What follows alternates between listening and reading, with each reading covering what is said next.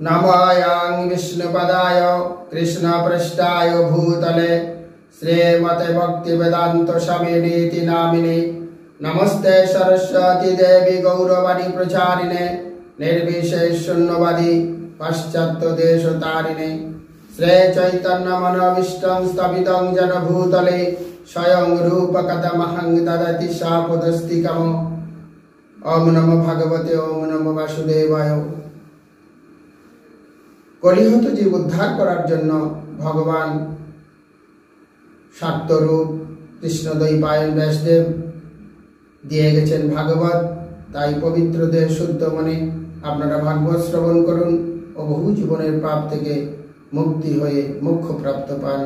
हरे कृष्ण राधे राधे। आज आमी भागवतेर स्कंध 5 अध्याय 26 नरकेर वर्णना। महर्ज एतदैवत्रां लोकस्य कथामित। महाराज परीक्षित सुखदेव गोस्वामी जिज्ञासा करलेन, हे महर्षि, जीव के केन এই জড় জগতে বিভিন্ন জড় পরিস্থিতি ভোগ করতে হয়, দয়া করে সেই কথা আপনি বর্ণনা করুন।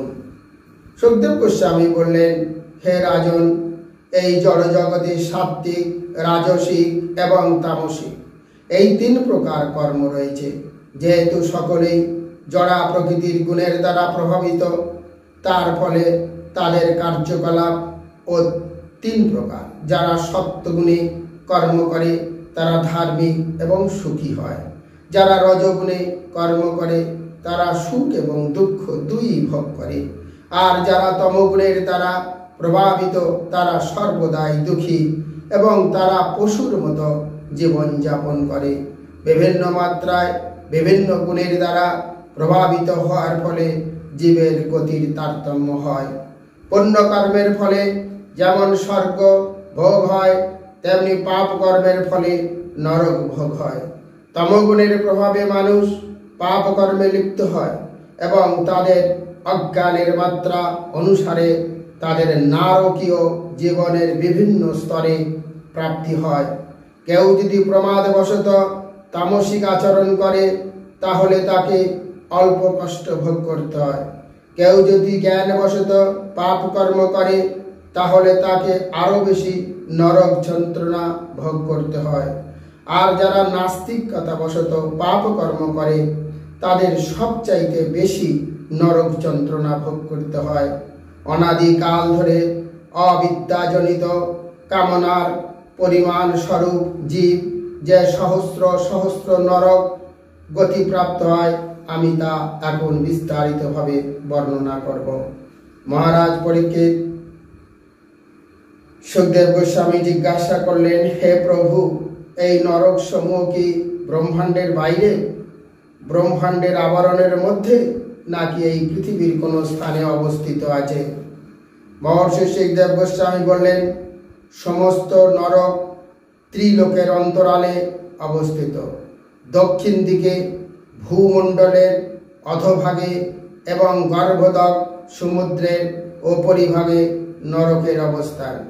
পিতৃলোক ও সেই প্রদেশে অর্থাৎ গর্ভদক সমুদ্র এবং নিম্নলোকের মধ্যবর্তী স্থানে অবস্থিত। অগ্নি সত্তা আদি পিতৃগণ পরাম সমাধি যোগে ভগবানের ধ্যান করেন এবং তাদের গোত্রভূত ব্যক্তিদের মঙ্গল কামনা করে। সূর্যদেবের অত্যন্ত শক্তিশালী পুত্র যমরাজ পিতৃদের রাজা, তিনি সাপর্ষদ পিতৃলোকে বাস করেন এবং ভগবানের আজ্ঞা উল্লঙ্ঘন না করে মৃত্যুর পর তার দূতদের দ্বারা তার অধিকারের মধ্যে আনিত প্রাণীদের পাপকর্ম অনুসারে যথাযথভাবে বিচার করে নরকে দণ্ড দান করেন। কেউ কেউ বলেন যে 21টি নরক রয়েছে এবং অন্য কেউ বলেন 28টি। হে রাজন, আমি তাদের নাম, রূপ এবং লক্ষণ অনুসারে বর্ণনা করব। সেগুলি হচ্ছে তামিশ্র, অন্ধতামিশ্র, রৌরব, মহারৌরব, কুম্ভিপাক, কালসূত্র, অশিপত্রবক, সুকরমুখ, অন্ধকূপ, কৃমিভোজন, সন্দংশ, তপ্তসূর্মি, বজ্রকণ্ঠ, শাল্যলী, বৈতরণী, কুয়দ, প্রাণরোধ, বিশ্বসন, লালাভক্ষ, সারমেয়াদন, অবিচি, অয়পান, ক্ষারকর্দম, রক্ষগণ, ভোজন, শুল্ব্রত, দ্বন্দ্বসু, অবট নিরোধন, পর্যাবর্তন এবং সূচিমুখ, এগুলি জীবের দণ্ডভোগের স্থান। হে রাজন, যে ব্যক্তি অপরের ধন, স্ত্রী ও পুত্র অপহরণ করে অত্যন্ত ভয়ঙ্কর যমদূতরে তাকে কাল পাশে বেঁধে বলপূর্বক তামিশ্র নরকে নিক্ষেপ করে। এই তামিশ্র নরক ঘোর অন্ধকারে আচ্ছন্ন। সেখানে যমদূতেরা পাপীকে ভীষণভাবে প্রহার, তাড়ন এবং তর্জন করে। সেখানে তাকে অনশনে রাখা হয় এবং জল পান করতে দেওয়া হয় না। এইভাবে ক্রুদ্ধ যমদূতেরা দ্বারা নির্যাতিত হয়ে সে মূর্ছিত হয়। যে ব্যক্তি পতিকে বঞ্চনা করে তার স্ত্রী পুত্র উপভোগ করে, যে অন্ধ তাম্রিক নরকে পতিত হয়, বৃক্ষকে ভূপাতিত করার পূর্বে যেমন তার মূল ছেদন করা হয়, তেমনি সেই পাপীকে এই নরকে নিক্ষেপ করার পূর্বে যমদূতেরা নানা প্রকার যন্ত্রণা প্রদান করে। এই যন্ত্রণা এতই প্রচণ্ড যে তার ফলে তার বুদ্ধি এবং দৃষ্টি নষ্ট হয়ে যায়। সেই জন্য সেই নরককে পণ্ডিতেরা অন্ধ তাম্রিকে বলে। যে ব্যক্তি তার জড় দেহটিকে তার স্বরূপ বলে মনে করে, তার নিজের দেহ এবং দেহের সম্পর্কিত আত্মীয় স্বজনদের ভরণ পোষণের জন্য দিনের পর দিন অপর প্রাণীর হিংসা করে, সেই ব্যক্তি মৃত্যুর সময় তার দেহ এবং আত্মীয় স্বজনদের পরিত্যাগ করে। প্রাণী হিংসাজনিত পাপের ফলে রৌরব নরকে নিপতিত হয়। এই জীবনে যে হিংসাপরায়ণ ব্যক্তি অন্য প্রাণীদের যন্ত্রণা দেয়, মৃত্যুর পর যখন সে তার কৃতকর্মের ফলে যমযাতনা প্রাপ্ত হয়, তখন সেই সমস্ত প্রাণীসমূহ তাদের হিংসা করা হয়েছে, তারা রূঢ় হয়ে তাকে পীড়া দেয়। এই জন্য পণ্ডিতেরা সেই নরককে রৌরব নামক বলেন। রূঢ় প্রাণীকে এই পৃথিবীতে দেখা যায় না, তারা সর্পের থেকেও হিংস্র। যারা অন্যদের কষ্ট দিয়ে নিজেদের দেহ ধারণ করে, তাদের মহারৌরব নরকে দণ্ড ভোগ করতে হয়। সেই নরকে ক্রাব্বাদ নামক রূঢ় পশুরা তাদের যন্ত্রণা দিয়ে মাংস আহার করে। যে সমস্ত নিষ্ঠুর মানুষ তাদের দেহ ধারণের জন্য এবং জিহ্বার তৃপ্তি সাধনের জন্য নিরীহ পশু পাখিকে হত্যা করে রন্ধন করে, সেই প্রকার ব্যক্তিরা নরমাংসভোজী রাক্ষসদের ঘৃণিত। মৃত্যুর পর যমদূতেরা কুম্ভীপাক নরকে ফুটন্ত তেলে তাদের পাক করে। ব্রহ্মঘাতীকে কালসূত্র নামক নরকে নিক্ষেপ করা হয়, যার পরিধি 80,000 মাইল এবং যা তাম্র নির্মিত। নিচে থেকে অগ্নি এবং উপর থেকে প্রখর সূর্যের তাপে সেই তাম্রময় ভূমি অত্যন্ত উত্তপ্ত হয়। সেখানে ব্রহ্মঘাতীকে অন্তরে এবং বাইরে দগ্ধ করা হয়। অন্তরে সে ক্ষুধা তৃষ্ণার দগ্ধ হয় এবং বাইরে সে প্রখর সূর্য কিরণ ও তপ্ত তাম্র দগ্ধ হতে থাকে। তাই সে কখনো শয়ন করে, কখনো উপবেশন করে, কখনো উঠে দাঁড়ায় এবং কখনো ইতস্তত ছুটোছুটি করে। এইভাবে একটি পশুর শরীরে যত লোম রয়েছে তত 1000 বছর থাকে তাকে যন্ত্রণা ভোগ করতে হয়।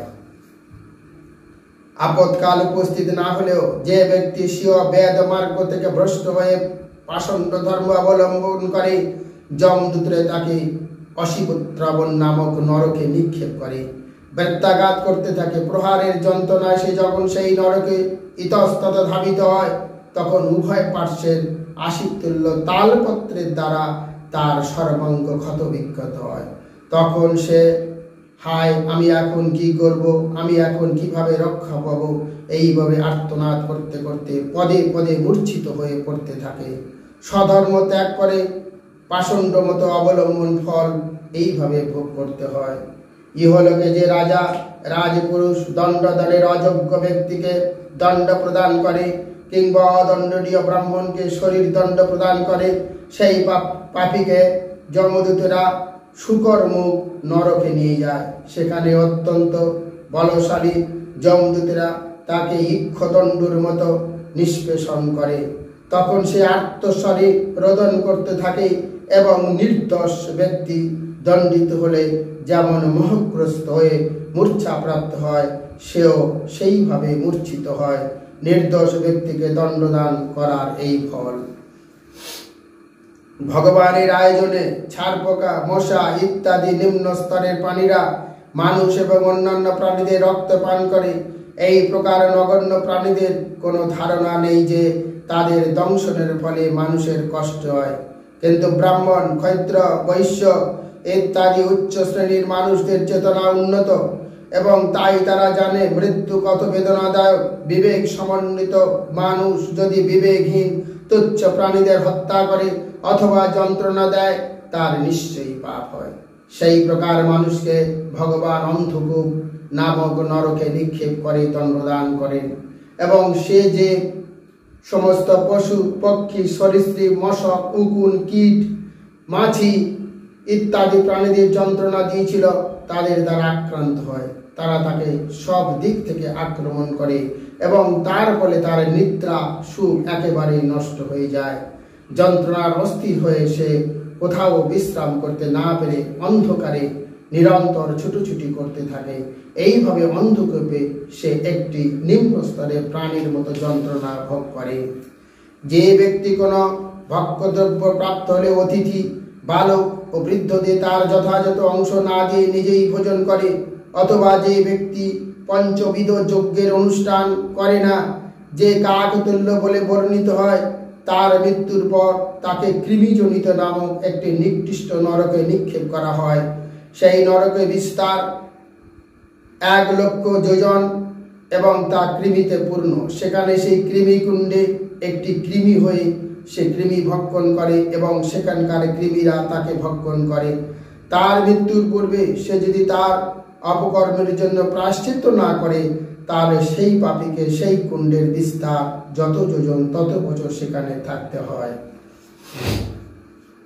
যে ব্যক্তি অগম্য স্ত্রীতে এবং যে স্ত্রী অগম্য পুরুষের অভিগমন করে, পরলোকে যমদূতরা তাদের তপ্ত সুরভি নামক নরকে নিয়ে গিয়ে চাবুক দিয়ে প্রহার করে এবং তারপর পুরুষকে তপ্ত লৌহময় স্ত্রী মূর্তি ও স্ত্রীকে সেই প্রকার পুরুষ মূর্তি দ্বারা আলিঙ্গন করায়। এটি অবৈধ যৌন সঙ্গের দণ্ড। যে ব্যক্তি পশুতে অভিগমন করে, তার মৃত্যুর পর তাকে বজ্রকণ্টক শাল্যলী নামক নরকে নিক্ষেপ করা হয়। সেই নরকে একটি শাল্যলী বৃক্ষ রয়েছে, যার কাঁটা বজ্রের মতো। যমদূতরা সেই পাপীকে তার উপর চড়িয়ে টানতে থাকে এবং তার ফলে সেই কাঁটার দ্বারা তার সারা দেহ ছিন্ন ভিন্ন হয়। যে সমস্ত রাজন্য বা রাজপুরুষ, ক্ষত্রিয় আদি দায়িত্বশীল পরিবারে জন্মগ্রহণ করা সত্ত্বেও ধর্মনীতির অবহেলা করে এবং তার ফলে অধঃপতিত হয়, তারা মৃত্যুর পর বৈতরণী নামক নরকের নদীতে পতিত হয়। নরক বেষ্টনকারী পরীক্ষা সদৃশ্য এই নদীটি ভয়ঙ্কর জলচর প্রাণীতে পূর্ণ। পাপী ব্যক্তি যখন এই বৈতরণী নদীতে নিক্ষিপ্ত হয়, তখন সেখানকার হিংস্র জলচরেরা তাকে ভক্ষণ করতে শুরু করে, কিন্তু তার ভয়ঙ্কর পাপ কর্মের ফলে তার প্রাণ বহির্গত হয় না। সে তার পাপ কর্মের কথা স্মরণ করতে করতে বিষ্ঠা, মূত্র, পুঁজ, রক্ত, কেশ, নখ, অস্থি, মেদ, মাংস এবং চর্বিপূর্ণ সেই নদীতে যন্ত্রণা ভোগ করতে থাকে। শূদ্রা রমণীদের নির্লজ্জ পথিরা ঠিক একটি পশুর মতো জীবন যাপন করে এবং তাই তাদের জীবন সদাচার, শৌচ এবং নিয়মবিহীন। মৃত্যুর পর তাদের পুয়দা নামক নরকে নিক্ষেপ করা হয়, যা পুঁজ, মূত্র, শ্লেষ্মা, লালা ইত্যাদি ঘৃণিত বস্তুতে পূর্ণ একটি সমুদ্র।